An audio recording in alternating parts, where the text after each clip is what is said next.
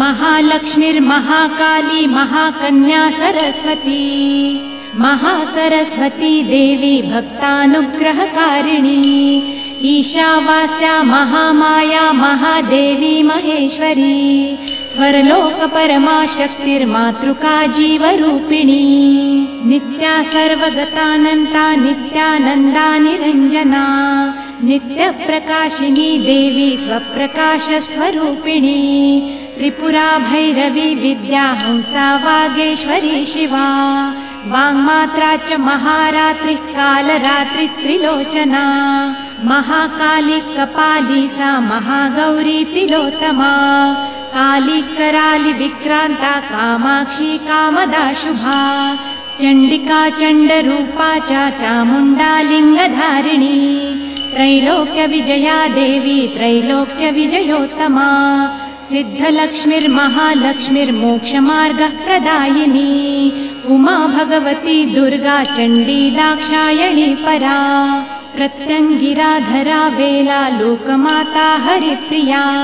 पार्वती च रमा देवी ब्रह्मविद्या प्रदायिनी अरूपा बहुरूपा च विद्रूपानन्तरूपिणी पंचभूतात्मिका वाणी पंचैका पंचरूपिणी शक्तिदा पूजिका पडित्तर मुक्तिभुक्ति प्रलाम्बिका गायत्री सांख्य संभूता सावित्री प्रणवामृता देवमाता सुरेशानी वेदगर्मात्मिका घृतिः संख्या जाति क्रिया व्यक्ति प्रकृतिर्मोहिनी महां यश विद्या महाविद्या गुह्य विद्या विभावरी ज्योतिष्मती महामाता सर्वमंत्र फलप्रदा दारिद्र्यध्वंसिनी देवी हृदय ग्रंथि भेदिनी सहस्रादित्य संकाशा चंद्रिका चंद्ररूपिणी अकारादिक्षकारान्ता मातृका वर्णरूपिणी समाशान्ता च सावित्री गायत्री प्रणवाक्षरा शाकम्भरी वैष्णवी च सर्वदेव नमस्कृता नवदुर्गा विशालाक्षी करवीरनिवासिनी अब्जिका कौलिका शास्त्री वीणा पुस्तकधारिणी सर्वशक्ति स्त्रीशक्तिश्च ब्रह्म विष्णु शिवात्मिका इडा पिंगल मध्यस्था मृणालतनुरूपिणी यज्ञसेना ध्रुवा दीक्षा दक्षिणा सर्वमोहिनी अष्टांग योगिनी देवी निर्बीजा ध्यान गोचरा सर्वतीर्थस्थिता सिद्धा भूपर्वत निवासिनी वेदशास्त्र ब्रह्मरूपा षडंगपद विक्रमा शिवा धात्री शुभानंदा यज्ञकर्म स्वरूपिणी व्रतिनी मौनिका देवी ब्रह्माणी ब्रह्मचारिणी एकाक्षर परा तारा तारका भयभंजनी ऋतंभरा निराधारा निराकाराधिकाक्षरा राका कुहरमावस्या पौर्णमासी महाद्युतिः सिनिवाली विशालाक्षी रक्षोध्नि पुष्टिकारिणी दुष्टविद्राविणी देवी सर्वोपद्रवनाशिनी जया च विजया चैव जयन्ती च पराजिता युद्धावहा महादेवी सर्वभूतनिवासिनी अयुतायुद्धरूपा च प्रशान्ता सर्वरूपिणी समुद्रवसनीशानी ब्रह्माण्डश्रोणि मेखला पंचवक्त्रा दशभुजा शुद्धस्फटिकसन्निभा शारदा शाङ्करी धारा सर्वशस्त्रास्त्रधारिणी गंगा सरस्वती वेणी यमुना नर्मदा तथा रक्ता पिता सिता शर्वा सर्ववर्णा निरेश्वरी गुर्वी कात्यायनी शुभ्रा समसारार्णवतारिणी कपिका कर्णिका शोणा मल्लिका नवमल्लिका कौशिकी चक्रिया देवी सबला चक्रिका स्थिता सर्वभक्त्यात्मिका पडित्तर्वी भक्तिर्विजयात्मिका दिग्वासा नववासा च कर्णिका कमलोद्भवा श्रीसुप्तलक्षणा देवी दुर्गा सुप्तप्रबोधिनी श्रद्धा मेधा धृति प्रज्ञा धारणा शान्तिरेव च श्रुतिस्मृतिर्धुतिर्धन्य वधिरेष्टा मनस्विनी विभक्ता वैष्णवी माया सर्वमाया प्रभञ्जनी महेन्द्री मानपुष्टांगी महेन्द्रा तालरूपिणी अवस्थात्रय निर्मुक्ता सर्वरोग विवर्जिता येषणात्रय निर्मुक्ता गुणत्रय विवर्जिता योगज्ञानैकरं या च योगज्ञानपरायणा त्रयी विश्वा विशोकाख्या वेदान्तज्ञानरूपिणी भारती कमला भाषा पद्मा पद्मावती प्रिया गौतमी गोमती गौरी नरहंस प्रवाहिनी नारायणी प्रमाधारा जाह्नवी शङ्करात्मिका व्याघ्रचर्म परिधाना नागयज्ञोपवीतिनी निर्मासा भस्म दिग्धांगी ब्रह्मकालस्वरूपिणी विषयणा च विशालाक्षी छाया देवी सुरेश्वरी चित्रघण्टा सुनन्दा श्रीर्मालिनी मनुसंभवा स्तंभना स्तंभिनी वीणा ब्राह्मिणी वारुणी कृति मोहिनी द्वेषिणी घोराह्य घोरारूणरूपिणी रुद्रैकादशिनी पुण्या कल्याणी लाभकारिणी देवदूती महादूती स्वप्नदुर्गाष्टभैरवी सूर्यचन्द्रार्धमात्राया ग्रहनक्षत्ररूपिणी बिन्दुनादकलातीता बिन्दुनादकलात्मिका दुर्जना दुर्जयाकारा कला षोडश संयुता काश्यपी कमला देवी नाभिचक्रनिवासिनी षडाधारस्थिता गुह्या देविका चक्ररूपिणी आदित्या शर्वरी शुभ्रा शुम्भसुरनिवर्हणी त्रिशिखा विशिखा शुभ्रा कर्म निर्मूलकारिणी आदिलक्ष्मीर्गुणाधारा शुद्ध ब्रह्मात्मिका बला कृत ब्रह्मा सुखाधारा सर्वचित्रस्वरूपिणी मृत संजीविनी देवी कामिनी कामवर्जिता निर्वाण भाग्यदा देवी हंसिका कौशिकी क्षमा अविद्यागुणिनी वेदा निर्गुणा खण्डिता सदा सौमिनी वेदबीजाख्या शबला चक्रधारिणी दण्डिनी मुण्डिनी व्याघ्री शङ्किनी सोमसम्मता सौत्रामिणी सदानन्दा पञ्चबाणप्रभञ्जनी बाणशोणसहस्राक्षी सहस्रभुज पादुका सन्ध्यावली त्रिसन्ध्याख्या ब्रह्माण्डमीति धारिणी राजिका रत्नमाला च कामधेनुर्भुरुक्रमा चिन्तामणि रोषा देवी कर्णिका स्वर्णभूषणा अश्वस्था वारुणी सेना काशिकामप्रभञ्जनी पञ्चप्रणवरूपाध्या कान्ता काम्यत्तरानना मन्त्रब्राह्मण विद्या च नादरूपा हविष्मती अथर्वणा श्रुतिशून्या कल्पना वर्जिता सती सत्यज्ञात्री प्रभा मैत्री प्रकृति पार्वणा सती अवर्णा पञ्चवर्णा च सुवर्णा भुवनेश्वरी त्रैलोक्यमोहिनी विद्या सर्वधाराक्षरेश्वरी हिरण्यवर्णा हद्मी सर्वोपद्रवनाशिनी कैवल्यपदवी लेखा सूर्यमण्डल संस्थिता सोममण्डल मध्यस्था नक्षत्रं मण्डले स्थिता वायुमण्डल मध्यस्था व्योममण्डल संस्थिता सर्वसिद्धान्त मार्गस्था वर्णावर्ण विवर्जिता शतरुद्रा संहरन्ती सर्वसंहारकारिणी चक्रिका चक्रमार्गस्था चक्रमार्ग प्रवर्तिनी कौलिकी वक्रकेशी च यक्षिणी षडिण्ड पावनी सुलभा पौरुषी पुष्टि सर्वसत्व प्रवर्तिका अर्धनारेश्वरी देवी सर्वविद्या प्रदायिनी पार्वती पौरुषी विद्या सर्वोपनिषदा स्थिता त्रिकालज्ञानदा शान्ता नन्दिनी कमलासना रक्षा शान्तिप्रदा देवी गन्धर्वी गन्धवाहिनी अचिन्त्यलक्षणा गोत्रा नाम जात्यादिवर्जिता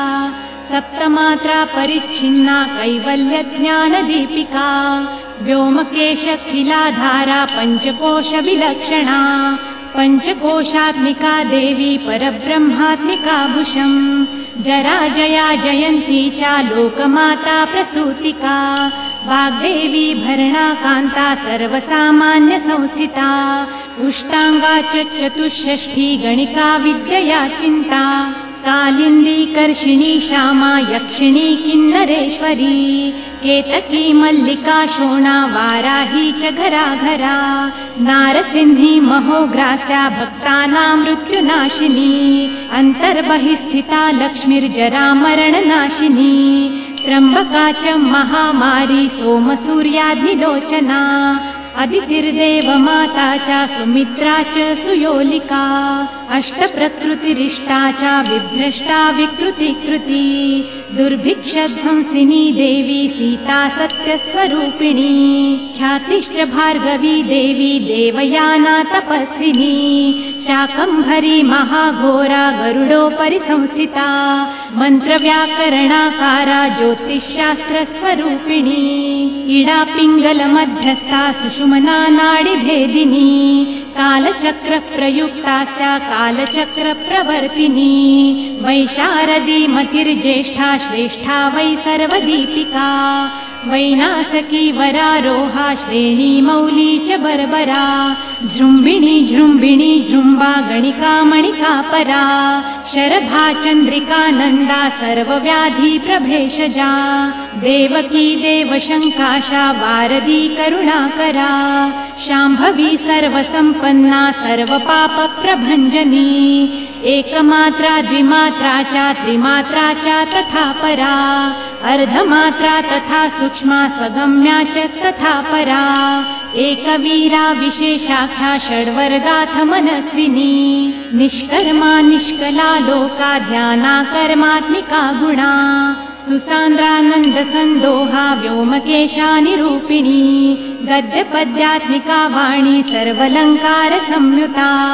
सामवेदपदन्यासा सत्कृता सत्कृता बला षडर्ककर्कशाकारा सर्वतर्क विवर्जिता आदिवर्णा सुवर्णाभा तपस्सत्पररूपिणी ब्रह्मण्या ब्रह्मसन्ताना वासवक्त्या जनेश्वरी पुराणन्यायमीमांसा धर्मशास्त्राङ्गमिश्रिता वेदा वेदवती सर्वा हंसविद्याधिदेवता विश्वेश्वरी जगद्धात्री जगन्निर्माणकारिणी नारायणी महादेवी सर्वसत्त्वप्रवर्तिनी हिरण्या बाहुरूपा सा हिरण्यपदसम्भवा कैवल्यपदविपुण्य कैवल्यपदगोचरा ब्रह्मसम्पत्तिरूपा सा हिरण्यपदसम्भवा भरणावरणाधारा सर्वलोकप्रवर्तिका एकाक्षरपरा युक्ता सर्वदोषप्रभञ्जनी पाशाङ्गकुशधरा देवी वेणीवादाक्षसूत्रिका कपालिनी महादंष्ट्रा भ्रुकुटी कुटिलानना एकमूर्तिस्त्रयी धारा मधुकैटभभञ्जनी सर्वावासा सुवस्त्रा च बृहती जगती समा छन्दस्त्रिष्टु प्रतिष्ठा च कल्याणी रक्षणात्मिका चक्षुष्मती महाघोरा खड्गचर्मधरासिनी छन्दस्त्रिष्टु प्रतिष्ठाङ्का कलमाशि करुणात्मिका शिल्पविद्याश्रया देवी सर्वतो भद्रकारिणी अचिन्त्यलक्षणा सिद्धा सूत्रभाषनितम्बिनी सर्वविद्यार्थसम्पत्ति सर्वशास्त्रार्थमातृका अकरादिक्षकारान्ता मातृका च लिपिक्रिया स्वाहा स्वधा स्वरूपा च स्तोत्राक्षरविभूषिता त्रयिविद्या सदानन्दा त्रयिविद्या सदाशिवा सर्वज्ञा सर्वसाक्षी च प्रसन्ना च चराचर अणिमादि गुणोपेता पराकाष्ठा परागतिम्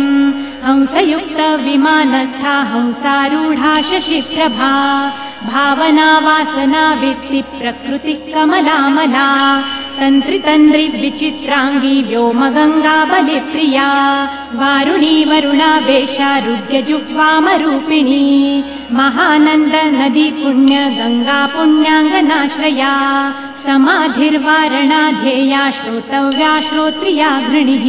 रामप्रिया महादेवी सुपसद्रा भृजारुणा निपातारुन्धती जङ्घ्या सर्वमाता विशेषणी आसिना च शयाना च तिष्ठन्ती धावतीति च लक्ष्मीर्लक्ष्मीरूपा च स्वरूपा गणिकाकृतिः एकरूपा तपोरूपा स्वरूपा च तथा कृतिः स्वराकारा निराकारा श्रीयुक्ता च विशेषतः गंभीरा गहना गुह्या योगलिंगांगधारिणी शेषवासुकी विश्रांता ब्रह्मांड फल चंचला करुणारूण संपत्ति कीलका मंत्र कीलका शक्ति बीजात्मिका शर्वा मंत्रा मंत्र फलात्मिका आग्नेयी पार्थिवी वायवी वारुणी व्योमकी तनुः सत्य ज्ञानात्मिकानंता ब्राह्मी देवी सनातनी अविद्यावासिनी माया प्रकृतिर्मोहिनीति च शक्तिराधार शक्तिश्च चिच्छक्तिष्ठाति शक्तिका वक्रारौद्री महामारी मारीजमान रूपिणी विराजमानस्था सर्वमार्गप्रदायिनी त्रिकालज्ञानसन्ताना त्रिकालज्ञानदायिनी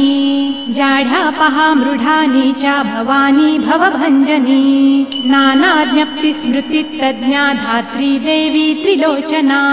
परचित्तविधानज्ञा विशेषगुणसंशया हिरण्यकेशिनी देवी ब्रह्मसूत्रविचक्षणा एकाद्ययुतपर्यन्ता वर्णमात्रात्मिका परा मधुयज्ञा मधुमती मधुनासा मधुप्रिया माध्वीदेवी महाभागा स्निग्धांगी चतरस्विनी ब्रह्म विष्णु शिवध्येया ध्यातव्या च विशेषतः नाभौ अग्निशिखाकारा ललाटी चन्द्रसन्निभा भ्रूमध्ये भास्कराकारा मुण्डकण्ठस्सधिस्थिता कृत्तिकाद्यूढसंस्थाना काशिकामात्मिकात्मिका विद्यात्मिका देवी पञ्चभूतात्मिकाक्षया सर्वमन्त्राक्षरा बीजा सर्वकामप्रदायिनी ब्रह्माण्डगर्मिणी देवी सप्तावर्णमातृका वराजपुरुषा भद्रा कुमारी कुशलात्मिका अचला विचला देवी शिवदोती शिवात्मिका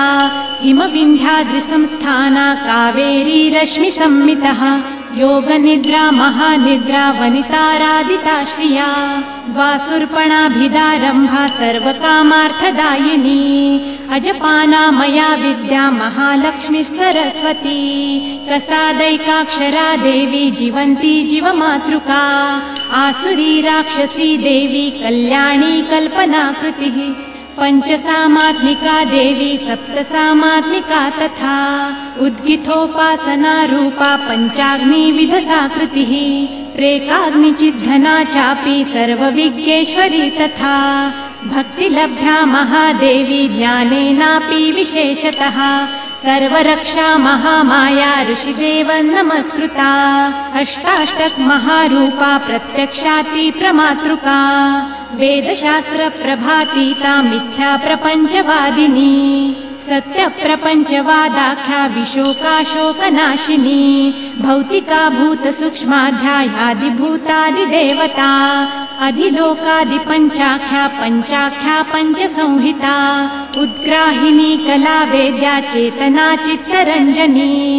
एकसंख्या परार्धान्ता संख्या संख्येय रूपिणी समुद्रव्यो मध्यस्था व्योम बुद्धि समाश्रिता वीणा सरस्वती देवी वैष्णवी विष्णु संभवा वलितय समायुक्ता भारती भरताश्रया षड्ब्रह्मात्मिका देवी ज्ञान ब्रह्म परात्मिका कालिकेयी महारावा महोदधिजलाश्रया वडवाग्नि मुखा देवी योगिनी योगदायिनी महाभूता महामाया महाविद्या प्रदायिनी पंचभूत महाग्रासा पंचभूताधिदेवता सर्वप्रमाण संपत्ति सर्वापद निवारिणी ब्रह्मांड बहिरंतस्था वर्णमात्राधिदेवता महामाता महाभोक्त्री मंगला च समाश्रया आर्या शिवकरा देवी प्रवरा परहेतुकी हेतुकी हेतुमाला च त्रिशिखा पंचलोचना सर्वांग समदाचारा मन्युहास्य परंपरा गीता गाथा चंद्राभा सर्वातर ज्योतिरूपिणी।